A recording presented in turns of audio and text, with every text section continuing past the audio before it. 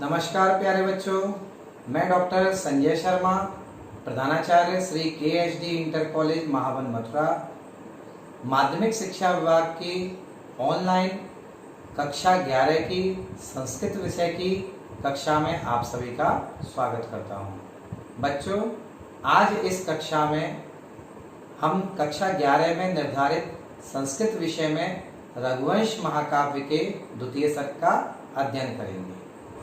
बच्चों, यहाँ मैं आपको स्पष्ट करना चाहता हूँ कि यह हमारी इस विषय की तीसरी कक्षा है।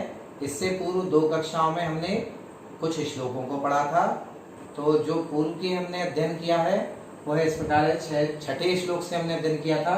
तो 6ठे श्लोक में सबसे पहले छाया के समान राजा दिलीप का, नंदिनी गाय के खड़े होने पर खड़े होने का, चलने पर चलने का और बैठने पर बैठने का तथा जल पीने पर जल पीने का इच्छुक होने का वर्णन था। पहले 6ठे श्लोक में हमने ये पढ़ाया था आपको। इसके पश्चात हमने 7वें श्लोक में पढ़ा कि वन में राजा दिलीप का छत्र, चामर इत्यादि राज चिन्हों का त्याग करने पर भी अपने तेज के कारण राजश्री को धारण करने का वर्णन किया गया है। ये हमने 7वें श्लोक में पढ़ा।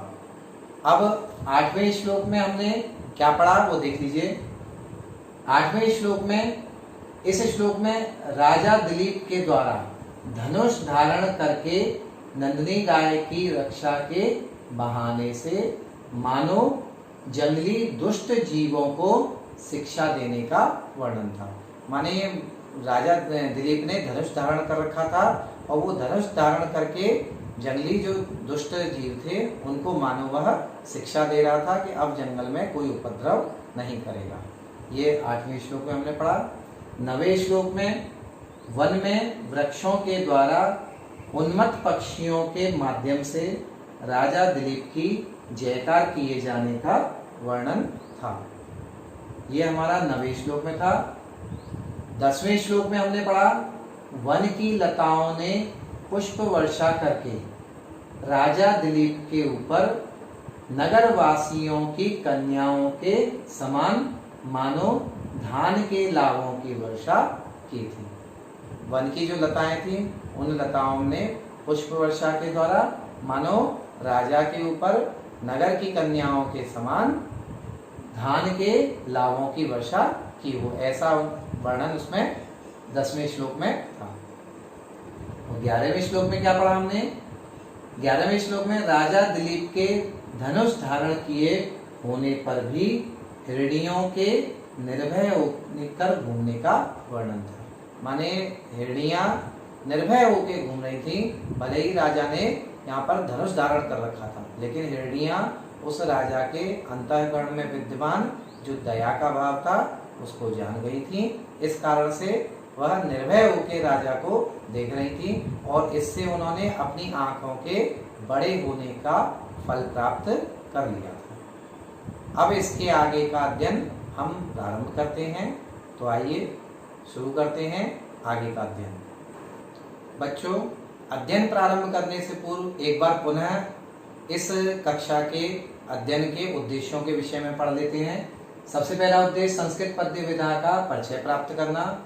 दूसरा, श्लोकों के स्वयं शब्दार्थ, भावार्थ एवं संस्कृत व्याख्या करने की क्षमता का विकास करना, ये इसका दूसरा उद्देश्य है। तीसरा, श्लोकों के सस्वर वाचन के द्वारा संस्कृत अध्ययन के प्रति रुचि उत्पन्न करना, ये तीसरा उद्देश्य है। और चौथा सबसे महत्वपूर्ण उद्देश्य भावी परीक्षा में अंक विभाजन की दृष्टि से तैयारी करने में सहायता प्रदान करना। ये हमारे बच्चों इसके उद्देश्य हुए। अब इसका अंक विभाजन भी एक बार पुनः देख लेते हैं हम। बच्चों, इसका अंक विभाजन इस प्रकार से है। 20 अंक का यह निर्धारित है पद्यखंड। इसमें पहला किसी श्लोक की संदर्भ सहित हिंदी में व्याख्या पूछी जाती है, ये 7 अंक की निर्धारित है। फिर किसी श्लोक की संदर्भ सहित संस्कृत में व्याख्या, यह भी 7 अंक की निर्धारित है, जिसमें 2 अंक संदर्भ के लिए और 5 अंक व्याख्या के लिए। तीसरा, कवि परिचय एवं काव्य शैली, ये हिंदी या संस्कृत में किसी भाषा में आप लिख सकते हैं, अधिकतम 100 शब्दों की होनी चाहिए। इसके लिए परीक्षा में 4 अंक निर्धारित हैं। तथा काव्यगत तथ्यों एवं भावों पर आधारित वैकल्पिक प्रश्न यह 2 अंक के निर्धारित हैं। बच्चों अब एक अगला श्लोक देखते हैं। इस श्लोक में वन देवताओं के द्वारा राजा का यशोगान किए जाने का वर्णन है। तो देखिए मेरे साथ सस्वर वाचन करेंगे आप। सकीचकैर्मारुतपूर्णरन्ध्रै कूजद्भिरापादितवंशकृत्यं शुश्रावकुञ्जेषु यशः स्वमुच्चैरुद्गीयमानं वनदेवताभिः। बहुत अच्छा श्लोक है ये भी। देखिए इसका भाव समझिए। भाव जब आप समझ जाएंगे तो इसकी व्याख्या आप आराम से कर पाएंगे। देखिए सबसे पहले अन्वय देखते हैं। अन्वय के अनुसार हम व्याख्या करेंगे। सह मारुत पूर्ण रंध्रै, वह उस राजा दिलीप ने मारुत पूर्ण रंध्रै। मारुत पूर्ण रंध्रै का अर्थ है हवा से पूर्ण छिद्रों वाले। ये हवा से पूर्ण छिद्रों वाले कौन हैं? यहाँ पर आगे वर्णन आएगा उसका।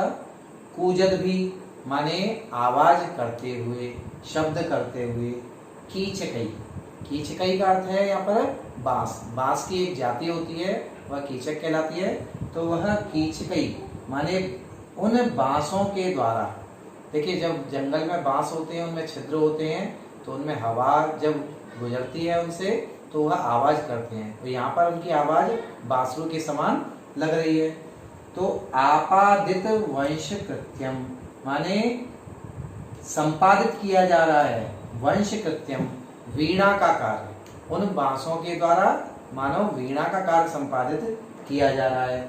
ऐसे कुंजेसु, ऐसे कुंजों में वन देवता भी, वन के देवताओं के द्वारा उच्चै उद्गीयमानम, ऊंचे स्वर में गाया जाता हुआ स्वम यशः शुश्राव, उन्होंने अपने यश को सुना। तो पुनः एक बार देख लीजिए। स मारुत पूर्ण रंध्रै, ये देखिए मारुत पूर्ण रंध्रै कूजद भी माने आवाज करते हुए। कीचकई, तेरा कीचकई तो की बांसों के द्वारा। आपादित वंश कृत्यम यानी संपादित किया जा रहा है वीणा का कार्य जिनके द्वारा। ऐसे कुंजेसु माने कुंजों में वन देवता भी, वन के देवताओं के द्वारा उच्चै, उच्चैरा उच्चै उद्गीयमानम, उद्गीयमानम स्वम यशम शुश्राव माने अपने यश को उन्होंने सुना। स्वम यशः शुश्राव अपने उन्होंने राजा ने दिलीप ने यश को सुना। माने जंगल में वन देवताओं के द्वारा उस राजा का यशगान किया जा रहा है। ये कवि का यहाँ पर कहने का भाव है। तो इस प्रकार से इस श्लोक की व्याख्या हमने देखी। अब इस श्लोक की संस्कृत व्याख्या देखते हैं। तो आइए देखते हैं संस्कृत व्याख्या। बच्चों अब इस श्लोक की संस्कृत व्याख्या किस प्रकार से होगी ये देखिए। तस्मिन् वने एकांत शीतलेषु वल्लरीकुञ्जेषु सुखासीनाः वनदेवताः मंगलगायिका इव तस्य नृपतेः यशः गायन्त्यः तस्य कर्णसुखं चक्रिरे। वनजातैः कीचकैश्च पवनपूर्णरन्ध्रतया मधुरध्वनिभिः तासां गानस्य अनुरञ्जकं वंशीवाद्यकार्यं संपादितम् इति भावः। बच्चों यह संस्कृत व्याख्या हुई। आप अपने भावों को अपने अनुसार व्यक्त कीजिए। आवश्यक नहीं है आप इसी अनुसार अपने भाव व्यक्त करें। आप अपने अनुसार अपने भाव व्यक्त कीजिए और अपने शब्दों में उनको लिखिए। बच्चों अब इस 13वें श्लोक में पवन के द्वारा राजा की सेवा किए जाने का वर्णन किया गया है। तो आइए देखते हैं इस श्लोक को। सबसे पहले इसका सस्वर वाचन करेंगे और मेरे साथ आप लोग भी सस्वर वाचन करें। तो शुरुआत करते हैं, चलिए। प्रतस्तुषारै गिरिनिर्झराणां मनोकहाकम्पितपुष्पगन्धि तमात्पत्रान्तमनात्पत्रमाचारपूतं पवनः शिशेवः। बहुत ही अच्छा उदाहरण है इसमें पवन का। तो देखिए, अन्वय से शुरुआत करेंगे हम। गिरि निर्झराणाम। गिरि निर्झराणाम का मतलब गिरि का अर्थ होता है पर्वत और निर्झर का अर्थ होता है झरने।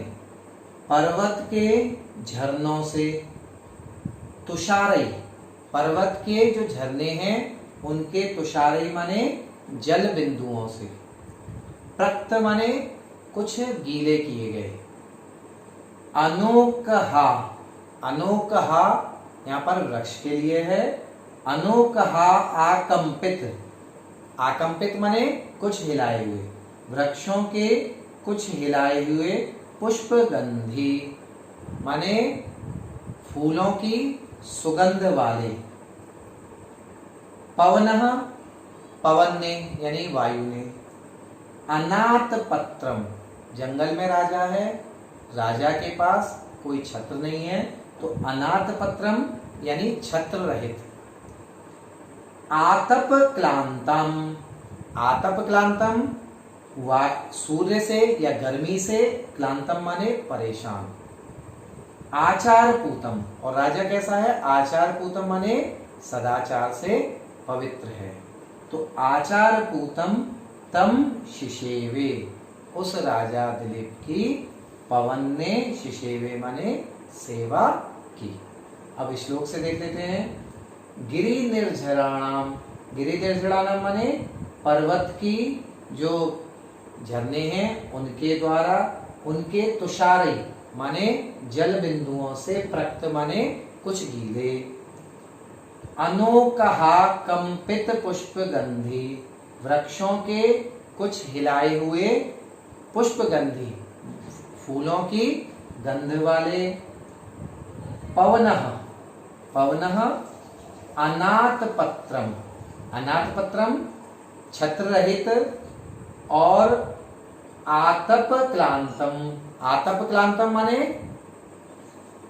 सूर्य से परेशान, आचार पूतम, आचार पूतम सदाचार से पवित्र, तम उस राजा दिलीप की शिशेवे माने सेवा की। बच्चों, ये हमने इसकी व्याख्या की। आप इस व्याख्या को अपने शब्दों में भी कर सकते हैं और परीक्षा में लिख सकते हैं, लेकिन आपको भाव समझ आना चाहिए। भाव एक बार आपके समझ आ जाता है तो आप उसको अपने शब्दों में भी व्यक्त कर सकते हैं। अब इसके पश्चात बच्चों इसकी संस्कृत व्याख्या देखेंगे। संस्कृत व्याख्या किस प्रकार से बनेगी ये हम देखते हैं। तो आइए संस्कृत व्याख्या देखें। संस्कृत व्याख्या में इसके पर्वत वारी प्रवाहाणाम तुषारै प्रक्तः पादपानाम ईषत् चलित प्रसूनेन आमोदवान अनिलः छत्र रहितं व्रतार्थं स्वीकृत छत्रम इति भावः। अतएव सूर्य किरण म्लानं सदाचार पवित्रं तम राजानं सेवितवान् शीतलान् वारिकणान् वहन् ईषत् कंपितानां तरुषु तरुपुष्पाणां गंधं हरन् मंदो गंधवहस्तस्मिन् वने छत्रहीनं धर्मतापितं सदाचारी पवित्रं तम दिलीपम सेवितवान इति भाव। ये संस्कृत व्याख्या हुई। आप इसी भाव को अपने शब्दों में भी लिख सकते हैं, अपने शब्दों में भी व्यक्त कर सकते हैं। बच्चों, अब इस 14वें श्लोक में राजा दिलीप के वन में प्रवेश करने पर वन में क्या प्रभाव पड़ा है इसका बहुत ही अच्छा कवि ने चित्रण किया है। तो आइए देखते हैं। पहले इसका सस्वर वाचन करेंगे, मेरे साथ आप लोग भी करें। शशाम वृष्ट्यापि विना दवाग्नि प्रासीद विशेषा फलपुष्प वृद्धि ऊनम न सत्त्वेषु अधिको बबाधे तस्मिन् वनं गोप्तरिगाह माने। बहुत ही अच्छा श्लोक है, इसका भाव समझिए। तो अन्वय से पहले देखेंगे, फिर हम व्याख्या देखेंगे। तस्मिन् गोप्तरी, तस्मिन् गोप्तरी माने उस रक्षक, रक्षक कौन है यहाँ पे? राजा दिलीप। तो तस्मिन् रक्षक, उस रक्षक राजा दिलीप के वनम गाह माने, वन में गाह माने प्रवेश करते ही, दावाग्नि वृष्ट्या बिनापि शशामः। दावाग्नि कौन सी होती है? दावाग्नि जो वन की आग होती है, उस वन की आग को दावाग्नि कहते हैं। जंगल की जो आग होती है वो जंगल की आग दावाग्नि कहलाती है। वो जंगल की जो आग है, राजा दिलीप के वन में प्रवेश करने से जंगल की आग वृष्ट्या बिना अपि, वृष्ट्या, वृष्टि यानी बरसात, बरसात के बिना ही, शशाम माने शांत हो गई, रुक गई। जंगल की आग राजा दिलीप के प्रवेश करने से स्वयं रुक गई थी। फल पुष्प वृद्धि विशेषा आसीत, और जंगल में, वन में फल और पुष्प की वृद्धि अधिक होने लग गई थी उस राजा दिलीप के आने से। और सत्वेषु अधिका ऊनम ना बबाधे, सत्वेषु माने जीव जंतुओं में जो अधिक था, माने बलशाली था, ताकतवर था, उसने ऊनम, ऊनम कौन होते हैं? जो कमजोर होते हैं उनके लिए, या कम जो होंगे उनके लिए ऊन है। ऊनम न बबाधे माने जो जीव जंतुओं में अधिक बलशाली जो थे, वो उन्होंने अपने से कमजोर को सताना छोड़ दिया था। यह यहाँ पर भाव है। तो अब इस श्लोक से देखिए, तस्मिन् गोप्तरी, अंतिम पंक्ति में तस्मिन् गोप्तरी, उस राजा दिलीप रक्षक, उस रक्षक राजा दिलीप के वनम गाह माने, वन में गाह माने प्रवेश करते ही क्या हुआ था? दावाग्नि, जंगल की जो आग है, वृष्ट्या बिना, वृष्टि के बिना भी, शशाम माने शांत हो गई।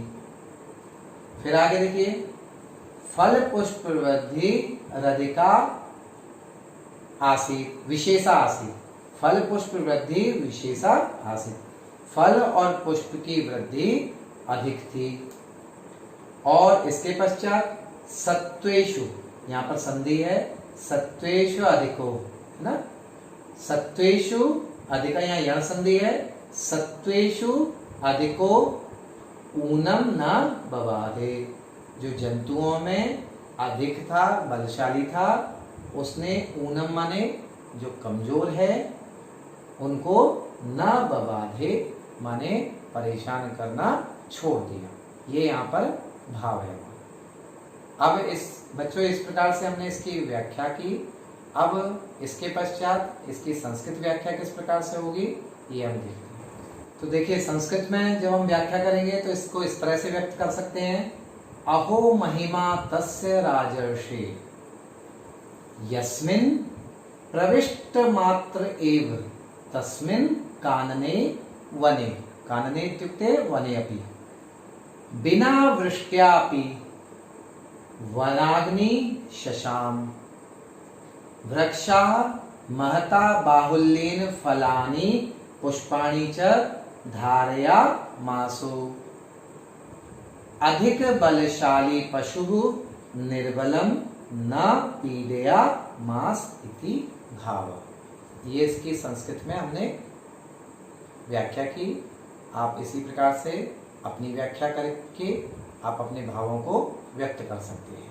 रटने की आवश्यकता नहीं है, क्योंकि संस्कृत या कोई भी भाषा है, आप रट के उसको इतना अच्छा नहीं लिख सकते जितना आप स्वयं तैयारी करके स्वयं अपने भावों को लिखेंगे। बच्चों, अब इस श्लोक में 15वें श्लोक में नंदिनी गाय का आश्रम की ओर लौटने का बहुत ही अच्छा वर्णन कवि ने किया है। तो देखिए वह किस प्रकार है। तो सबसे पहले इसका स्वर वाचन करेंगे, आप भी मेरे साथ करिए।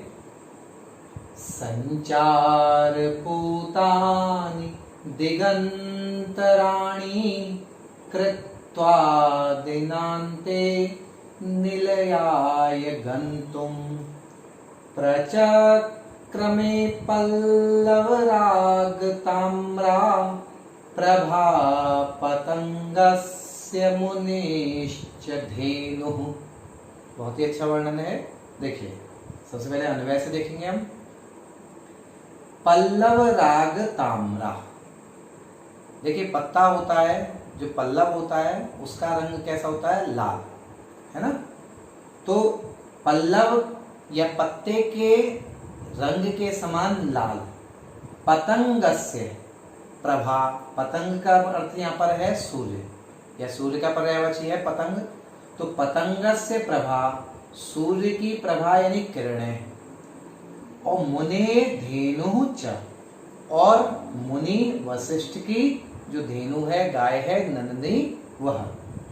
इन दोनों ने संचार पूतानी, अपने अपने गमन से, दोनों कौन कौन ने? एक तो सूर्य ने और दूसरे नंदिनी गाय ने। तो संचार पूतानी, अपने अपने गमन से पवित्र किया है दिगंतराणी, यानी दिशाओं के मध्य भाग को। तो दिशाओं के मध्य भाग को पवित्र करके दिनांते, दिन के समाप्त होने पर, यानी संध्या के समय। तो संध्या के समय निलयाय गंतुम प्रचक्रमे, निलयाय यानी अपने अपने घर को। सूर्य अपने छुपने के लिए जा रहे हैं, और गाय, नंदिनी गाय जो है वो मुनि वशिष्ठ के आश्रम में जा रही हैं।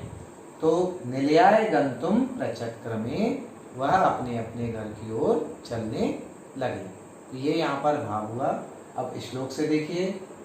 पल्लव राग ताम्रा, पल्लव के लाल रंग के समान, पतंगस्य प्रभा, पतंग की यानी सूर्य की जो किरणें हैं वह किरणें, और मुनेश्च धेनु, और मुनि की जो धेनु है, नंदिनी गाय है। इन दोनों ने संचार पूतानी, अपने अपने गमन से पवित्र किया है दिनांतराणी, माने दिशाओं के मध्य भाग को पवित्र करके। दिनांते माने दिन के अंत होने पर, यानी संध्या के समय पर।